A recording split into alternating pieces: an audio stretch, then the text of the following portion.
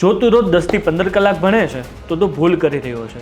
5 થી 6 કલાક ભણીને પણ તું ટોપર કરતાં પણ વધારે સારી ડિરેક્શનમાં જઈ શકે એવું મને લાગી રહ્યું છે. હા, મેં સાચું કહ્યું. કેમ? કારણ કે બોર્ડની પરીક્ષામાં સ્ટડી કલાકના માર્ક્સ નથી મળતા. અને આજના વિડીયોમાં હું તને એ બતાવીશ કે 15 કલાક જે વિદ્યાર્થી સ્ટડી કરી રહ્યો છે એના કરતાં જે વિદ્યાર્થી 6 કલાક સ્ટડી કરી રહ્યો છે એ કેમ આગળ છે.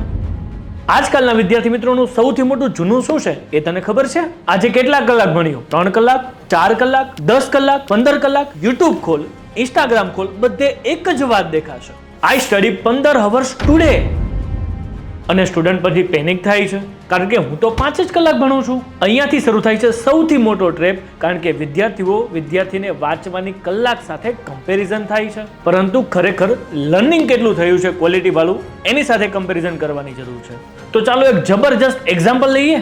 એક વિદ્યાર્થી 15 કલાક સ્ટડી ટેબલ પર વાંચે છે, પરંતુ 15 કલાક એ વાંચતો નથી. થોડી વાર એ મોબાઈલ જોવે છે, થોડી વાર બીજી બુક્સ ખોલે છે, થોડી વાર કંપાસ બુક સાથે રમત કરે છે. આવી બધી વસ્તુઓમાં 15 કલાક ટાઈમ વેસ્ટ કરે છે.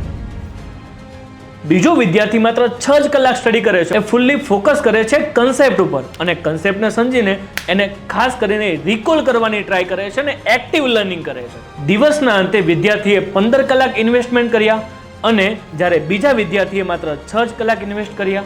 અને એક્ઝામમાં ઇન્વેસ્ટ કરનારો જ વિદ્યાર્થી જીતે છે. તમારું બ્રેન અનલિમિટેડ નથી. એક સમય પછી તમારું કન્સેપ્ટ પરથી ફોકસ ઓછું થાય છે, રિટેન્શન ઘટવા લાગે છે, પ્રોડક્ટિવિટી પણ ઘટવા લાગે છે અને સ્ટુડન્ટને એમ થાય છે કે વધારે કલાક વધારે માર્ક્સ. બેટા, એવું નથી. વધારે કલાક એટલે વધારે માર્ક્સ ક્યારેય હોતા નથી. 15 કલાક સ્ટડી કરવાથી જો બધા જ વિદ્યાર્થી ટોપર બનતા હોય તો કોચિંગમાં બેઠેલા તમામ વિદ્યાર્થીઓ ટોપર ન બની શકે? એવું નથી. તો સર શું કરવું? એનું સોલ્યુશન શું? તો રૂલ નંબર 1 શું કરવાનું છે? અવર્સ કાઉન્ટ કરવાનું બંધ કર અને પ્રોડક્ટિવ અવર્સ કાઉન્ટ કરવાનું ચાલુ કર. રૂલ નંબર 2 50 મિનિટ ફોકસલી સ્ટડી કર અને 10 મિનિટનો બ્રેક લે. રૂલ નંબર 3 દરેક સ્ટડી સેશન પછી તું પોતાને પૂછ, હું કેટલું શીખ્યો, નહીં કે હું કેટલો કલાક બેઠો.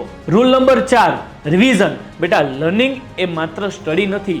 Learning is equal to study plus revision. એટલે રિવિઝન કરવાનું ભૂલતો જ નહીં. સાચું કહું, ઘણા બધા વિદ્યાર્થી મિત્રોને સ્ટ્રેસ એટલે નથી થતો કે સ્ટડી અઘરું છે. ઘણા બધા વિદ્યાર્થી મિત્રોને કેટલી કલાક વાંચે છે એ જોઈને એને સ્ટ્રેસ થાય છે. યાદ રાખજે, બોર્ડની પરીક્ષાના પરિણામના દિવસે તારા કલાકો નહીં લખેલા હોય, પરિણામની અંદર લખેલા હશે તો માત્ર માર્ક્સ. અને માર્ક્સને કાંઈ ફેર નથી પડતો 15 કલાક વાંચ્યું છે કે 6 કલાક. તેને ફક્ત એક જ વસ્તુથી ફરક પડે છે કે તમે કેટલું શીખ્યા. તો કમેન્ટ બોક્સમાં જણાવો આજથી તમે કેટલા ક્વોલિટી વર્સ વાંચવાના છો. ખાસ કરીને કમેન્ટ બોક્સમાં મને એ જણાવજો. માત્ર અવર્સ કાઉન્ટિંગ નહીં, પ્રોડક્ટિવ કાઉન્ટિંગ.